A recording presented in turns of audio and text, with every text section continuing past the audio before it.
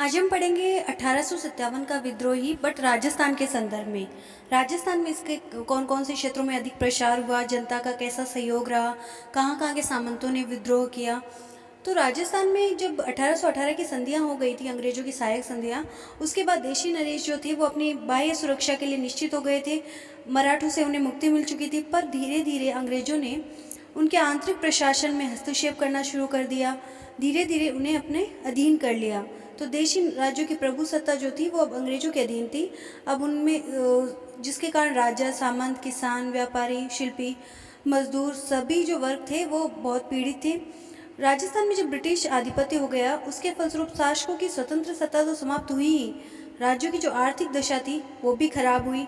कुटीर उद्योग धंधों पर प्रभाव पड़ा, प्रशासन में भ्रष्टाचार आया, शासकों के भोग विलास में वृद्धि हुई, सामंतों की पद मर्यादा क्षीण हुई, जिससे यहाँ के सामंत और शासक आपस में लड़ने लग गए थे। 1857 के विद्रोह के समय राजस्थान में 6 सैनिक छावनियाँ थीं: नसीराबाद, ब्यावर, देवली, खैरवाड़ा, जोधपुर लीजन जो एरिनपुरा और नीमच में।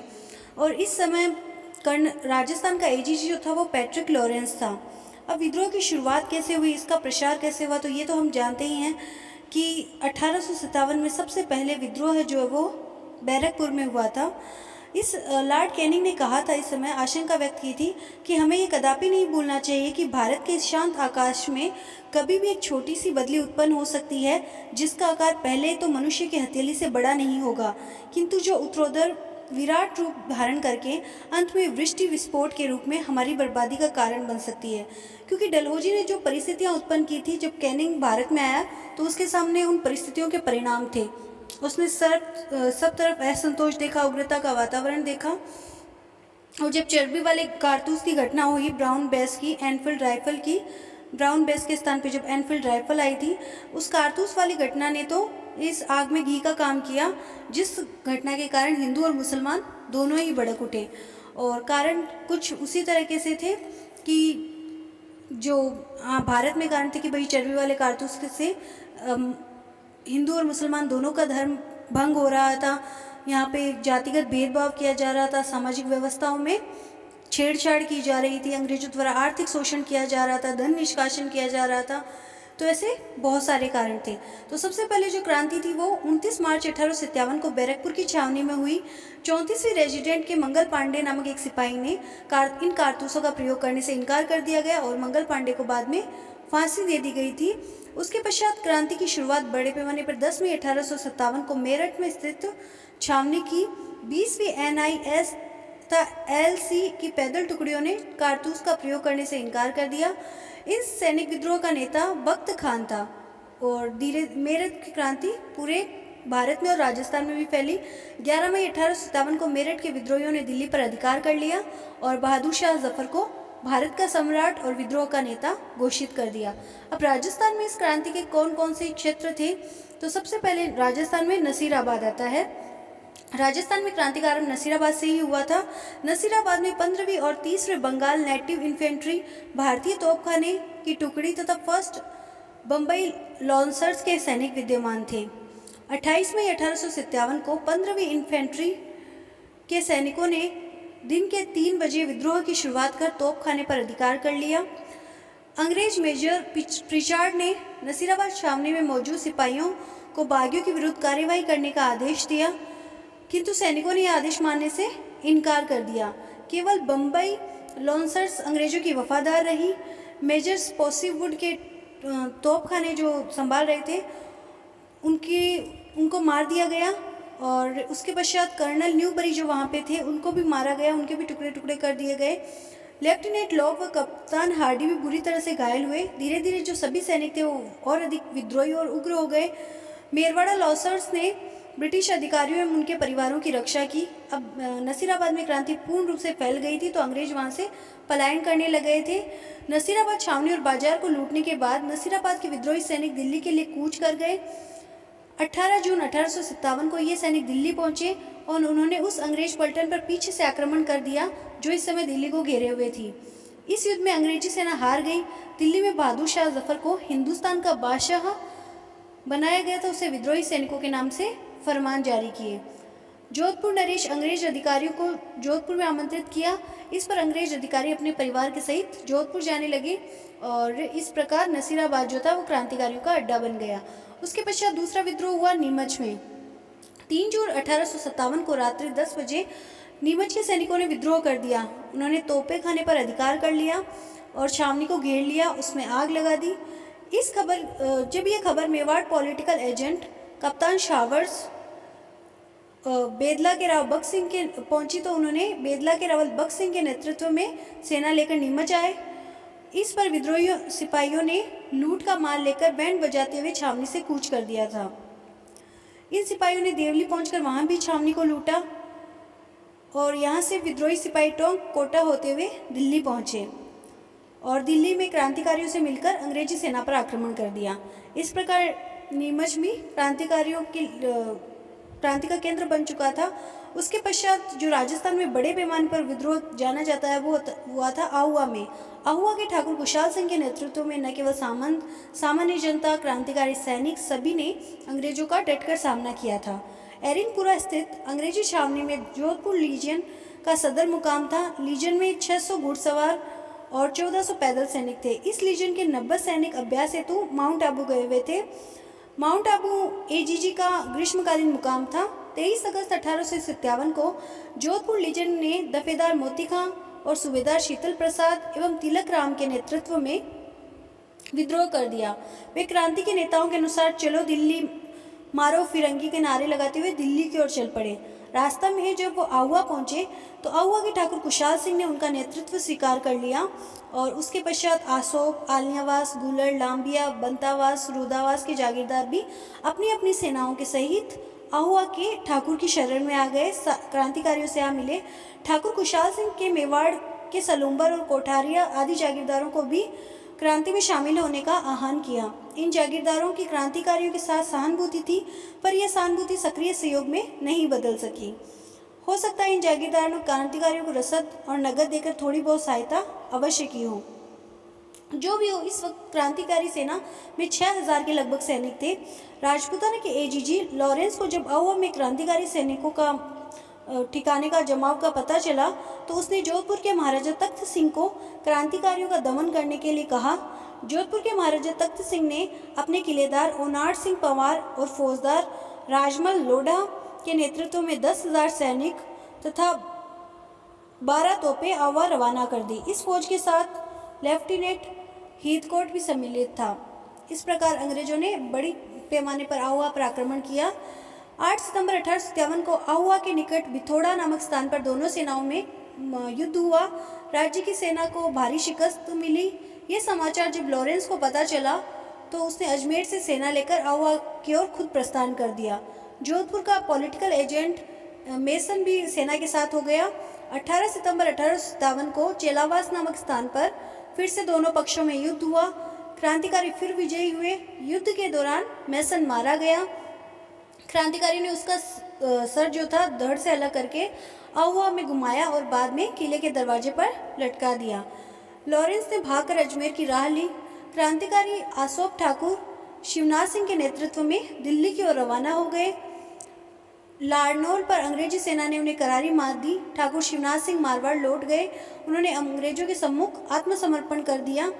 उनकी जागीर जब्त कर ली गई। गुलर और आलियावास के जो ठाकुर थे वो शेखावाटी में लूटमार करते रहे और उनको उनकी जागीरों से निकाल दिया गया। इधर चेलावास के युद्ध में लॉरेंस की हार के समाचार गवर्नर जनरल लॉर्ड कैनिंग को मिले तो उसने पालनपुर और नसीराबाद की एक बड़ी सेना आहुआ कर्नल होम्स के नेतृत्व में आहुआ भेजी। इस समय तक जो प्रमुख क्रांतिकारी थे वो तो दिल्ली के ओर रवाना हो चुके थे और फिर जो आहुआ में जो क्रांतिकारी थे उनको जीत की कोई अधिक आशा नहीं थी। क्रांतिकारियों के नेता ठाकुर कुशाल सिंह मारवाड़ में लूटमार करते हुए मेवाड़ चले गए। उन्होंने कोठारिया के रावत जोध सिंह के भी यहाँ शरण ली थी। इस प्रकार उनके खिलाफ एक कमीशन भी बिठाया गया, जांच कमीशन मेजर टेलर की अध्यक्षता में, जिसने 10 नवंबर 1860 को उन्हें रिहा कर दिया, पर जो उनकी जागीर थी वो जब्त कर ली गई थी। इसके पश्चात कोटा में विद्रोह हुआ, वह भी महत्वपूर्ण है क्योंकि कोटा में साधारण जनता का विद्रोह अधिक सहयोग के कारण विद्रोह हो पाया था और आमजन और राजकीय सेना ने संघर्ष किया था। कोटा के पॉलिटिकल एजेंट मेजर बर्टन थे। जयदयाल और मेहराब खां ने लोगों में क्रांति की भावनाएं भरी। तो 15 अक्टूबर 1857 को क्रांति का बिगुल कोटा में बजा। क्रांतिकारियों ने मेजर बटन, उनके पुत्रों और एक डॉक्टर सैडलर की हत्या कर दी। क्रांतिकारियों ने भी बटन का सर धड़ से अलग करके उसे पूरे शहर में घुमाया। उसके बाद उन्होंने कोटा के महाराव राम सिंह को उनके महल में नज़रबंद कर दिया। कोटा राज्य की तोपों को अपने कब्जे में ले लिया और इसके पश्चात जनरल रॉबर्ट्स के नेतृत्व में अंग्रेजों ने कोटा पे आक्रमण किया और अंग्रेजी सेना ने कोटा पे अधिकार कर लिया। जयदयाल और मेहराब खां को फांसी दे दी गई। करौली के महारावल मदन पाल की सेना भी मेजर जनरल रॉबर्ट्स के साथ थी। इस प्रकार 6 महीने तक कोटा जो था क्रांतिकारियों के अधीन रहा। महाराज जो था वो क्रांतिकारियों का नज़रबंद रहा और भीषण और व्यापक विप्लव जो था 6 महीनों तक कोटा में हुआ। इसके पश्चात धौलपुर में राव रामचंद्र और हीरालाल के नेतृत्व में स्थानीय सैनिकों की सहायता से विद्रोह हुआ, जिन्होंने धौलपुर पर अधिकार कर लिया।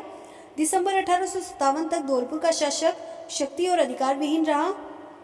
2 माह बाद पटियाला की सेना के सहयोग से विद्रोह का दमन किया जा सका। राजस्थान की क्रांति में तात्या टोपे का भी योगदान था। तात्या टोपे जो था वो पेशवा बाजीराव के उत्तराधिकारी नाना साहब का सेवक था। 1857 की क्रांति में वह ग्वालियर का विद्रोही नेता था। तात्या टोपे सर्वप्रथम 8 अगस्त 1857 को भीलवाड़ा आया।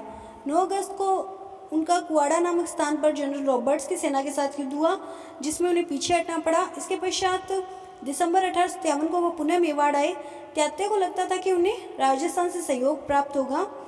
11 दिसंबर 1857 को उन्होंने बांसवाड़ा को जीता। वहाँ से प्रतापगढ़ गए, जहाँ मेजर रोक ने उन्हें परास्त कर दिया। इसके बाद वो टोंक भी गए।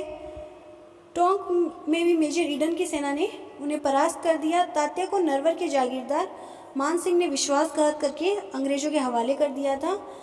पर राजस्थान में ब्रिटिश विरोधी लोगों से सहयोग की अपेक्षा करने के लिए राजस्थान आते थे, लेकिन यहाँ से उन्हें वो सहायता नहीं मिली जिसकी उनकी उम्मीद थी, आवश्यकता थी। अन्यथा वह प्रथम स्वतंत्रता संग्राम को सफल बनाने में अत्यंत महत्वपूर्ण साबित होता। इसके पश्चात विद्रोह की असफलता के क्या कारण रहे? तो कारण वही है जो भारत में विद्रोह की असफलता के रहे, वही राजस्थान में। यहाँ के राजा महाराजाओं ने अंग्रेजों का भरपूर सहयोग किया था। बीकानेर के महाराजा सरदार सिंह गदर में अंग्रेजों को सहायता देने में सबसे आगे रहे थे। वह राज्य की सेना के 5000 घुड़सवार और पैदल सैनिकों के साथ पंजाब के हासी, सिरसा और हिसार जिलों में पहुंच गया।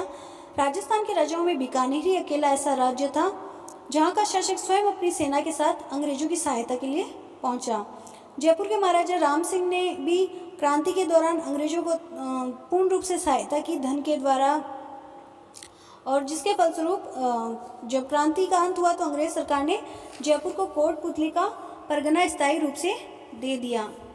इसके अलावा अलवर के महाराजा बन्ने सिंह ने आगरा के किले में घिरे हुए अंग्रेजों की स्त्रियों और बच्चों की सहायता की और उन्हें अपनी सेना और तोपखाना भेजा। धौलपुर के जो महाराजा थे भगवंत सिंह, वो भी अंग्रेजों के वफादार थे। अक्टूबर 1857 में ग्वालियर और इंदौर के लगभग 5000 विद्रोही सैनिक धौलपुर राज्य में घुस गए। विद्रोहियों ने 2 महीने तक राज्य पर अधिकार रखा। दिसंबर में पटियाला की सेना धौलपुर पहुंची और विद्रोहियों का सफाया कर दिया। करौली के महाराज जो थे मदन पाल जी, वो भी क्रांति के दौरान उन्होंने कोटा में मदद की थी और वो अंग्रेजों के पूर्ण रूप से स्वामी भक्त बने रहे और इसीलिए करौली जैसी छोटी सी रियासत को अंग्रेजों ने 17 तोपों के सलामी और GCI की उपाधि से विभूषित किया। राजस्थान के अन्य राज्य जैसे जैसलमेर, सिरोही, बूंदी, जयपुर, शाहपुरा, डूंगरपुर के शासक भी अंग्रेजों के ही वफादार रहे। और विद्रोह में राजाओं के सहयोग के बारे में लॉर्ड कैनिंग ने भी कहा था, इन्होंने तूफान में तरंग अवरोध का कार्य किया, नहीं तो हमारी कश्ती बह जाती। विद्रोह के बारे में जॉन लॉरेंस ने भी कहा था, यदि विद्रोहियों में एक भी योग्य नेता होता तो हम हार जाते सदा के लिए। और इसलिए विद्रोह की असफलता का एक बड़ा कारण यह था कि विद्रोहियों के पास वैसा योग्य नेतृत्व नहीं था जैसा कि अंग्रेजों के पास था। अंग्रेजी सेना के जो कमांडर्स थे, जो मेजर थे, उनको युद्ध का अनुभव था, उन्हें सेना संचालन बहुत अच्छी तरह से पता था, युद्ध की कूटनीतियाँ पता थी। पर जो सेना ने विद्रोह किया था, क्रांतिकारियों ने विद्रोह किया था, उनमें योग्य नेतृत्व ही नहीं था, जिसके कारण वो असफल रहे। क्रांतिकारी जो थे उनमें रणनीति और कूटनीति का भी अभाव था। अंग्रेज जहाँ कूटनीति का प्रयोग करते थे, उन्हें अलग करते थे, क्रांतिकारियों को कहीं लोभ लालच विभिन्न तकनीकों का प्रयोग करते थे, वहाँ क्रांतिकारियों के पास ना ही कोई रणनीति थी और न ही कूटनीति का वो प्रयोग करते थे। इसके अलावा क्रांतिकारियों के पास ना रसद थी, ना धन थी और ना ही हथियार थे। रसद के लिए वो लूट मार करते, जिससे कि जनता जो थी वो भी कई जगह क्रांतिकारियों के खिलाफ हो गई, किसान भी उनके विरोधी हो गए। उनके पास धन का नितांत अभाव था और हथियार उनके पास बहुत ही कम थे, जिसके कारण उन्हें असफलता प्राप्त हुई। क्रांति के कुछ प्रमुख केंद्र थे, जैसे नसीराबाद, नीमच, कोटा, एरनपुरा, जोधपुर और धौलपुर। मतलब कि क्रांति के प्रमुख रूप से कुछ ही केंद्र थे। सर्वसाधारण में और असीमित क्षेत्र में ये नहीं फैली थी, ये सीमित क्षेत्र में थी, जिसके कारण यह भी इसकी असफलता का एक कारण है। सीमित क्षेत्र, सीमित जनता का सहयोग और सेना का भी अधिकांश भाग क्रांति से दूर रहा था। हालांकि जहाँ जहाँ विद्रोह हुआ था वहाँ सेना ने सहयोग किया था, पर गोरखा रेजिडेंट और कुछ पंजाबी सैनिकों ने तो क्रांति का दमन ही किया था। और इसके अलावा देशी नरेशों की जो सेनाएं थी उन्होंने भी क्रांति का दमन में महत्वपूर्ण भूमिका निभाई। अब राजस्थान में क्रांति के दौरान क्रांतिकारियों की बात करें तो कुछ क्रांतिकारी थे जिन्होंने इतनी वीरता से इस क्रांति में भूमिका निभाई कि आज भी यहाँ के लोकगीतों में वो अमर है। आज भी क्रांतिकारियों में उनका नाम सर्व प्रमुख रूप से लिया जाता है। तो सबसे पहले आते हैं डूंगजी और जवाहर जी, जो थे सीकर के। ये दोनों काका भतीजा बहुत ही प्रसिद्ध देशभक्त थे और जो पहले ये शेखावाटी ब्रिगेड में रिसालेदार थे, बाद में इन्होंने इसे छोड़कर देश की सेवा का प्रण लिया। और पहले तो ये धन मांगने लगे कि भाई देश सेवा के लिए धन चाहिए। जब इनको धन नहीं मिला तो इन्होंने डाका डालने शुरू किए। ये अमीरों से धन लूटते थे और गरीबों की मदद करते थे। तो इस प्रकार ये जो थे इन्होंने बहुत क्रांति के दौरान भी सभी आम जनता का सहयोग किया और विद्रोहियों का भी सहयोग किया था। इस कारण ये आज भी प्रसिद्ध है।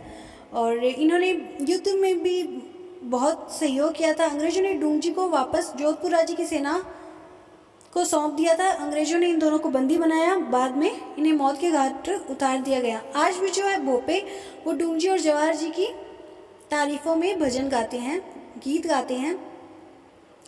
दूसरा है मेहराब खान। मेहराब खान जो थे वो कोटा के थे। उन्होंने कोटा में क्रांति का प्रसार किया।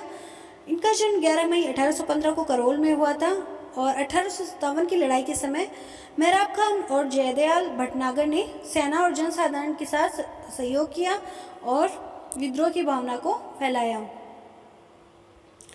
और मेहराब खान के समर्थन के कारण ही मेजर बटन और उनके अंग्रेजों की पराजय हुई। बाद में अंग्रेजों ने इनको गिरफ्तार करके इन पर 1859 में जेसी ब्रूक की अदालत में मुकदमा चलाया गया और मेजर बटन और उनके पुत्रों की हत्या के अपराध में इन्हें मौत की सजा दे दी गई। रावत केसरी सिंह जो सलूम्बर के रावत थे, उन्होंने भी क्रांति के समय विद्रोहियों को रसद, शस्त्र एवं सैनिक सहायता दी और कई जगह विद्रोहियों को शरण भी दी। केसरी सिंह ने मेवाड़ के महाराणा को 8 दिन के अंतर्गत परंपरागत अधिकार जो थे उनके बहाली के लिए लिखा, अन्यथा चित्तौड़ में उनके प्रतिद्वंदी महाराणा को बिठाने की धमकी दी। इस समय वो क्रांतिकारियों को सहयोग कर रहे थे, पर बाद में जब उन्होंने आहुआ के ठाकुर और कुशाल सिंह और तात्या टोपे को भी शरण दी थी, परास्त होने के पश्चात अंग्रेजों ने उन पर भी अत्याचार किए। इसके पश्चात अमरचंद बाठिया जो थे वो देश के प्रथम स्वतंत्रता संग्राम में वो व्यक्ति थे जिस व्यक्ति को ब्रिटिश सत्ता ने फांसी पर लटकाया था, राजस्थान में प्रथम, और जो ग्वालियर से अपना व्यापार करते थे। इन्होंने तात्या टोपे को धन उपलब्ध कराया था। तो अमर सिंह बाठिया वो व्यक्ति थे जिन्हें राजस्थान में प्रथम रूप फांसी चढ़ाया गया और सिर्फ उन्होंने सहयोग किया था तात्या टोपे का धन द्वारा। टोंक में मीर आलम खां जो थे वो टोंक के नवाब वजीरुद्दौला के मामा थे। उन्होंने क्रांति का नेतृत्व किया और उन्होंने नवाब ने उनकी गिरफ्तारी के आदेश दिए। उसके पश्चात उन्हें गिरफ्तार करने के लिए सेना भेजी गई, जिससे लड़ते हुए वो मारे गए। कोठारिया में रावत जोत सिंह जो थे उन्होंने क्रांतिकारियों का सहयोग किया, धन और रसद दी, क्रांतिकारियों को शरण दी। और नाना साहब जो बिठूर से भागकर कोठारिया की ओर आए तो उनको भी शरण और यथासंभव सहायता दी थी। कोटा में लाला जयदयाल और हरदयाल भटनागर दो भाइयों ने मेहराब खां के साथ मिलकर क्रांति का नेतृत्व किया था और जनसाधारण और सैनिकों में इन्होंने अंग्रेजों के खिलाफ क्रांति का प्रसार किया था। और हरदयाल भटनागर युद्ध में मारे गए और जयदयाल को फांसी की सजा दी गई। इसके अलावा कुछ साहित्यकार जो थे उन्होंने भी क्रांति का प्रचार किया था, जिसमें सबसे प्रमुख है कवि बांकीदास। आयो अंग्रेज मुलक रे ऊपर, आहस लीदा खींचे डेरा। उन्होंने ऐसे ऐसे जोश भरे कविताएं लिखी जिससे कि यहाँ की जनता को बहुत अधिक प्रोत्साहन मिला और वो अंग्रेजी राज के खिलाफ हो गए। जब बीकानेर के सरदार सिंह ने 1857 में क्रांति को दबाने के लिए अंग्रेजों का साथ दिया तो बांकीदास ने उनकी भी निंदा की और उस संबंध में उन्होंने कविताएं भी लिखी। और जो तात्या टोपे थे जिन्होंने क्रांति का नेतृत्व किया, उसकी प्रशंसा में भी उन्होंने कविताएं लिखी। दूसरा सूर्यमल मिश्रण जो वीर रस के कवि हैं, उन्होंने भी क्रांति के दौरान ये बूंदी नरेश के आश्रित होते हुए भी 1857 में क्रांतिकारियों की खुले रूप से प्रशंसा की और क्रांति विरोधियों का भर्त्सना की। वे स्वाधीनता संग्राम के मूकदर्शन ही नहीं थे, वरन हाथी पर बैठकर युद्ध भूमि में भी जाते थे और रण क्षेत्र, रणभेरी और तलवारों की खनखनाहट के बीच कविता लिखते थे। उनकी वीर सत्सई जो है, राम रंजाट, सती रासो, धातु रूपाली आदि अनेक ऐसे काव्य ग्रंथ हैं जिनमें वीरता है। उन्होंने क्रांति के समर्थन में वीर रस से ओतप्रोत ग्रंथ लिखे, जैसे कि बीकम बरसा बीत या गुण चंद गुणीस, बिरहसर तीथी गुर जेठ बदी समय पलटी सी सीस। इसके अलावा उन्होंने कायरों की बहुत ही निंदा भी की अपने काव्य के माध्यम से। इसके अलावा कवि शंकरदास सामोन, जिसने मुल्लक राम मीठा ठग के रूप में अंग्रेजों की व्याख्या की, हुलासी जिन्होंने वीर रस के माध्यम से अंग्रेजों की भर्त्सना की थी। इसके अलावा दलजी कवि और डूंगरपुर के थे।